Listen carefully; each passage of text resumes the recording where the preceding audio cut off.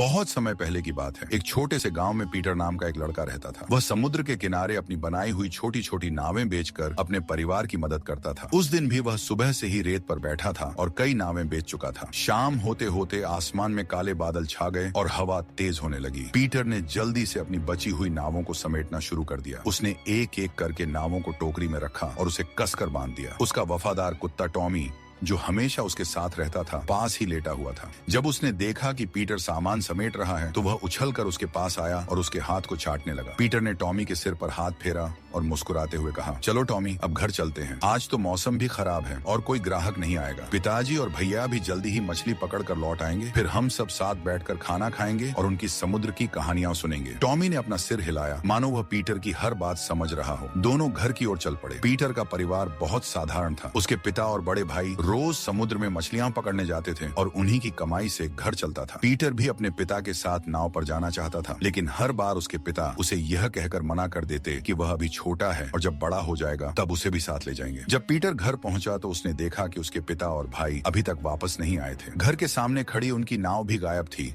जिससे पता चलता था कि वे अभी भी समुद्र में ही हैं। तभी आसमान से हल्की हल्की बूंदें गिरने लगी। पीटर ने टोकरी को एक कोने में रख दिया और चारपाई पर लेट गया। थोड़ी देर बाद उसकी माँ अंदर आई और बोली, बेटा खाना खा लो, तुम दिन भर मेहनत करते हो, भूख लगी होगी। लेकिन पीटर ने मना कर दिया, नहीं माँ, मैं अभी नहीं खाऊंगा, मुझे पिताजी और भैया का इंतजार है। माँ ने उसकी बात समझ ली और चुपचाप वापस चली गई। रात होते होते बारिश तेज हो गई, लेकिन पीटर के पिता और भाई का कोई अता पता नहीं था। ये पहली बार था जब वे इतनी देर से लौटे थे। पीटर और उसकी माँ दोनों चिंता से भर गए। पीटर ने दरवाजा खोला और बाहर झांका। बारिश लगातार हो रही थी और आसपास के सभी मछुआरे अपनी नावों के साथ वापस आ चुके थे। इसका मतलब था कि केवल पीटर के पिता और भाई ही अभी तक समुद्र में थे। उसने तुरंत अपनी बरसाती पहनी और माँ से कहा, माँ, मैं समुद्र किनारे जाकर देखता हूँ। टॉमी भी उसके पीछे पीछे दौड़ पड़ा। तट पर पहुंचकर पीटर ने चारों ओर नजर दौड़ाई, लेकिन बारिश और अंधेरे के कारण कुछ भी दिखाई नहीं दे रहा था। दूर लाइट हाउस की रोशनी टिमटिमा रही थी, जो नाविकों को रास्ता दिखाती थी। लेकिन अचानक बिजली चली गई और वह रोशनी भी बुझ गई। पीटर का दिल धड़कने लगा। उसने सोचा, अब पिताजी और भैया कैसे घर लौटेंगे? वे तो भटक जाएंगे। वह तुरंत घर वापस लौटा और पड़ोसियों को सारी बात बताई। सभी चिंतित हो गए। एक पड़ोसी ने पूछा, अब क्या करें? पीटर ने सुझाव दिया,